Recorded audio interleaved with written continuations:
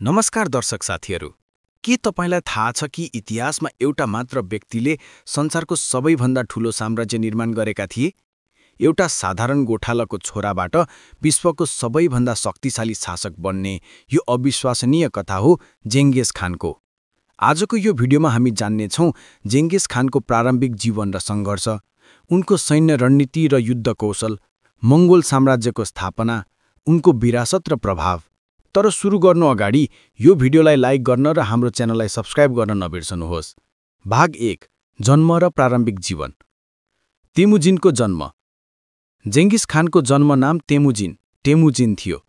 इतिहासकारहरूका अनुसार उनको जन्म सन् 1262 मङ्गोलिया र साइबेरियाको सीमा नजिक भएको थियो। उनी बोर्जेगिन कुलको एक मङ्गोल कबिलामा जन्मिएका थिए। उनका बुबा येसुगेई एक कबिला प्रमुख थिए। रोचक कुरा के छ भने सिक्रेट हिस्ट्री अफ द मङ्गोल्स अनुसार तेमुजिन आफ्नो हातमा रगतको गाँठो लिएर जन्मिएका थिए, जुन मङ्गोल परम्परामा एक महान योद्धा हुने सङ्केत मानिन्थ्यो।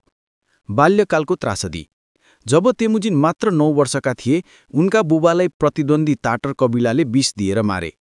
बुबाको मृत्युपछि उनको परिवारलाई आफ्नै कबिलाले त्यागिदियो र उनीहरू चरम गरिबीमा बाँच्न बाध्य भए। पहिलो हत्या र नेतृत्वको सुरुवात। परिवारको अस्तित्व बचाउन युवा तेमुजिनले आफ्नो सौतेनी दाजु ब्याक्थरलाई मारे।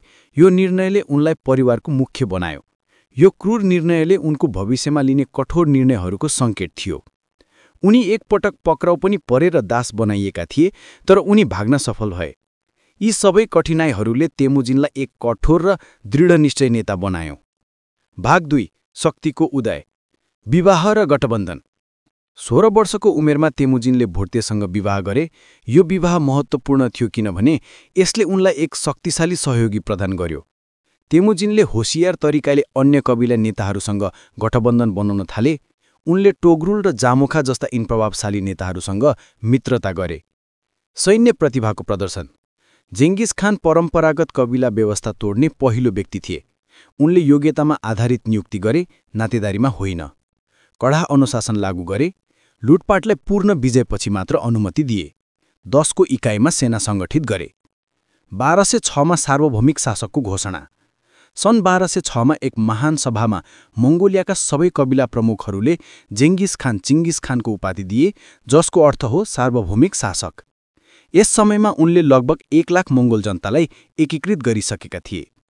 भाग 3, सैन्य प्रतिभा र युद्ध रणनीति। जेङ्गिस खानको सफलताको रहस्य उनको क्रान्तिकारी सैन्य रणनीतिमा थियो। 1. घोडचढी र गतिशीलता। मङ्गोल सेना संसारको सबैभन्दा छिटो सेना थियो। प्रत्येक सिपाहीसँग 3-4 वटा घोडा हुन्थे, जसले उनीहरूलाई थकान बिना लामो दूरी यात्रा गर्न सक्षम बनायो।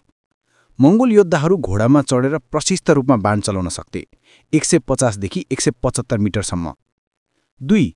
झुतो पछाडि हट्ने रणनीति। यो जेङ्गिस खानको सबैभन्दा प्रभावकारी युद्धतन्त्र थियो। मङ्गोल सेनाहरू पराजित भएको नाटक गरेर पछि हट्थे, शत्रुलाई पछ्याउन प्रेरित गर्थे, त्यसपछि अचानक घेरा हानेर आक्रमण गर्थे। 3. मनोवैज्ञानिक युद्ध। जेङ्गिस खानले आतंकलाई हतियारको रूपमा प्रयोग गर्थे। उनी जानी केही बाँचेकालाई छोडिदिन्थे ताकि तिनीहरूले मङ्गोल सेनाको धरौदो कथा फैलाउन्। यसले धेरै सहरहरूलाई बिना लडाई आत्मसमर्पण गर्न बाध्य तुल्यायो। 4. गुप्त जानकारी र जासुसी। मङ्गोलहरूसँग उत्कृष्ट जासुसी नेटवर्क थियो। उनीहरू युद्ध सुरु गर्नु अगाडि शत्रुको बारेमा विस्तृत जानकारी सङ्कलन गर्थे। 5. अनुकूलन क्षमता। सुरुमा मङ्गोलहरू किल्ला आक्रमणमा कमजोर थिए, तर जेङ्गिस खानले चिनिया, पर्सियन र अरब इन्जिनियर नियुक्ति गरे र क्याटापुल्ट, ब्याटरिङ र्याम र बारुदको प्रयोग सिके। 6. दशमलव प्रणाली। सेना 10, 100, 1000 र 10,000 को इकाइमा विभाजित थियो। यसले सञ्चार र समन्वयलाई सजिलो बनायो। भाग 5, विशाल विजय अभियान। चीन आक्रमण 2009 देखि 2015। जेङ्गिस खानको पहिलो ठूलो अभियान पश्चिमी सिया राज्य विरुद्ध थियो। 2009 देखि 2010 मा धेरै घेराबन्दी युद्धपछि उनले तिनीहरूलाई आत्मसमर्पण गराए। त्यसपछि उनले शक्तिशाली जिन डाइनेस्टी विरुद्ध 23 वर्षको युद्ध सुरु गरे र 1215 मा बेजिङ, तत्कालीन झोङदु कब्जा गरे। ख्वारेजमियन साम्राज्य विनाश 2019 देखि 2021। जब ख्वारेजमियन साम्राज्यले जेङ्गिस खानका दूतहरूलाई माले, उनले प्रतिशोध लिए। यस इतिहासको सबैभन्दा विनाशकारी युद्ध अभियानहरूमध्ये एक थियो। सामरकन्द, बुखारा जस्ता महान सहर पूर्ण रूपमा ध्वस्त पारिए। 2021 को निसापुरको घेराबन्दीमा हजारौं सिज मसिन र क्रसबो प्रयोग गरियो। रुस र युरोप आक्रमण। उनका जनरलहरू जेबे र सबुतैले जर्जिया, रुस र युरोपको किनारासम्म आक्रमण गरे। भाग 5 शासन र सुधार। जेङ्गिस खान जादीको वाररहरू मात्र थिएनन्, उनी एक दूरदर्शी प्रशासक पनि थिए। नम्बर 1 कानुनी संहिता यासा। उनले यासा नामको कानुनी संहिता बनाए जसले चोरीलाई मृत्युदण्डको सजाय तोक्यो, महिलाको अपहरण र बिक्रीलाई प्रतिबन्धित गर्यो, वंशानुगत गुलिन तुपादी रद्द गर्यो। नम्बर 2 धार्मिक स्वतन्त्रता। उनले आफ्नो साम्राज्यमा सबै धर्महरूलाई स्वतन्त्र रूपमा पालन गर्न अनुमति दिए। क्रिश्चियन, मुस्लिम, बौद्ध सबैलाई बराबर व्यवहार गरियो। 3 लेखन प्रणाली। उनले नाइमन कबिलाको एक मन्त्रीबाट प्रेरित भई मङ्गोल भाषालाई लिखित रूप दिए, उइगुर मङ्गोलियन लिपि विकसित गरियो। 4 व्यापार प्रोत्साहन। उनले सिल्क रोड सुरक्षित बनाए र अन्तर्राष्ट्रिय व्यापारलाई प्रोत्साहन गरे। पहिलो अन्तर्राष्ट्रिय हुलाक संस्था स्थापना गरे। 5 योग्यता आधारित नियुक्ति। जन्मनोही योग्यतामा मात्र पदोन्नति। यो आधुनिक मेरिटोक्रेसीको सुरुवात थियो। भाग 6 मृत्यु र उत्तराधिकार। रहस्यमय मृत्यु। जेङ्गिस खानको मृत्यु 18 अगस्त 2027 मा भयो। उनको मृत्युको सही कारण अझै अज्ञात छ। केही इतिहासकारहरूका अनुसार घोडाबाट खसेर चोट लागेको हुन सक्छ, श्वास प्रश्वास रोगबाट मृत्यु भएको हुन सक्छ। गोप्य गाडिएको ठाउँ। मङ्गोल परम्परा अनुसार उनलाई चिन्ह बिना गाडियो, उनको चिनार अझै पनि फेला परेको छैन। किम्वदन्ती अनुसार अन्त्येष्टि जलुसले बाटोमा सबैलाई मारिदियो, एक नदीलाई मोडेर चिनारमाथि बगाइयो। सम्भावित स्थान खेन्ती मन्टन, उत्तर मङ्गोलियामा। उत्तराधिकार। मृत्युअघि जेङ्गिस खानले आफ्नो छोरा ओगेदेलाई उत्तराधिकारी घोषणा गरे। उनले आफ्ना छोराहरूलाई एकता कायम राख्न निर्देशन दिए। साम्राज्य 4 भागमा विभाजित भयो।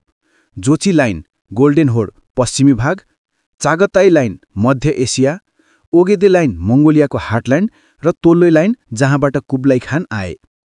भाग 7 साम्राज्यको विस्तार र पतन। उत्तराधिकारीको उपलब्धि। जेङ्गिस खानको मृत्युपछि ओगेदे खान 2019-2021 युरोपमा पोल्यान्ड र हङ्गरीसम्म आक्रमण गर्यो। मङ्के खान 2052-2059 पर्सिया र मिडल इस्टमा विस्तार गर्यो। कुब्लाई खान 2060-2094 चीनमा युआन डाइनेस्टी स्थापना गरी सम्पूर्ण चीनलाई एकीकृत गर्यो। साम्राज्यको चरमोत्कर्ष। कुब्लाई खानको समयमा मङ्गोल साम्राज्य 3 करोड 5 लाख वर्ग किलोमिटर क्षेत्र कभर गर्यो। पृथ्वीको लगभग 1/4 भूभाग नियन्त्रण गर्यो। प्रशान्त महासागरदेखि ब्ल्याक सीसम्म फैलिएको थियो। पतनको कारण। 14औं शताब्दीपछि साम्राज्य विभाजित हुन थाल्यो। आन्तरिक सङ्घर्ष र उत्तराधिकार विवाद। स्थानीय खानहरूले स्वतन्त्रता घोषणा गरे। 1369 मा युआन डाइनेस्टीको पतन। 1502 मा गोल्डेन होडको अन्त्य। भाग 8 विरासत र प्रभाव। सकारात्मक प्रभाव। नम्बर 1 व्यापार र सांस्कृतिक आदान प्रदान। सिल्क रोडलाई सुरक्षित बनाएर पूर्व र पश्चिमबीच सम्पर्क बढायो। यसलाई प्याक्स मङ्गोलिका भनिन्छ। नम्बर 2 धार्मिक स्वतन्त्रता। विभिन्न धर्महरूलाई स्वतन्त्र रूपमा पालन गर्न अनुमति। नम्बर 3 प्रविधि र ज्ञानको स्थानान्तरण। चीनबाट युरोपमा बारुद, छापाखाना र अन्य प्रविधि पुगे। नम्बर 4 कानुनी सुधार। योग्यता आधारित शासन प्रणालीको विकास। नम्बर 5 अनुवांशिक विरासत। अनुसन्धान अनुसार विश्वका लगभग 1 करोड 6 लाख मानिस जेङ्गिस खानका सम्भावित वंशज हुन्, लगभग 0.5 विश्व जनसङ्ख्या। नकारात्मक प्रभाव। नम्बर 1 जनसङ्ख्या विनाश। अनुमान अनुसार 4 करोड मानिसहरूको मृत्यु। नम्बर 2 सांस्कृतिक विनाश। धेरै प्राचीन सहर र लाइब्रेरी नष्ट। नम्बर 3 आतंक र क्रूरता। पूर्ण सहरका नरसंहार। नम्बर 4 आधुनिक प्रभाव। मङ्गोलियामा जेङ्गिस खान राष्ट्रबुराईका रूपमा मानिन्छ। उलानबाटरमा उनको विशाल मूर्ति छ। आधुनिक सैन्य रणनीतिमा उनका तन्त्रहरू अझै अध्ययन गरिन्छ। निष्कर्ष। जेङ्गिस खानको कथा एक साधारण गोठालोको छोलाबाट विश्वको सबैभन्दा शक्तिशाली शासक बन्ने अविश्वसनीय यात्रा हो। उनी एकै समयमा एक कुरूर विजेता, एक प्रतिभाशाली सैन्य रणनीतिज्ञ, एक दूरदर्शी प्रशासक, एक सुधारक नेता। उनको विरासत जटिल छ। एकतर्फ लाखौं मानिसहरूको मृत्यु, अर्कोतर्फ विश्व इतिहासमा अमूल्य कथा। निष्कर्ष। जेङ्गिस खानको कथा एक साधारण गोठालोको छोराबाट विश्वको सबैभन्दा शक्तिशाली शासक बन्ने अविश्वसनीय यात्रा हो। उनी एकै समयमा एक क्रूर विजेता, एक प्रतिभाशाली सैन्य रणनीतिज्ञ, एक दूरदर्शी प्रशासक, एक सुधारक नेता। उनको विरासत जटिल छ। एकतर्फ लाखौं मानिसहरूको मृत्यु, अर्कोतर्फ विश्व इतिहासमा अमूल्य कथा। आजको मोडर्न समयमा पनि जेङ्गिस खानको प्रभाव महसुस गर्न सकिन्छ व्यापार मार्ग, सांस्कृतिक आदानप्रदान र सैन्य रणनीतिमा। अन्तिम सन्देश। यो भिडियो मन परेको भए लाइक गर्नुहोस्, सब्स्क्राइब गर्नुहोस्, कमेन्टमा तपाईको विचार शेयर गर्नुहोस्। अर्को भिडियोमा हामी अर्को महान ऐतिहासिक व्यक्तिको बारेमा कुरा गर्नेछौँ। धन्यवाद र नमस्कार।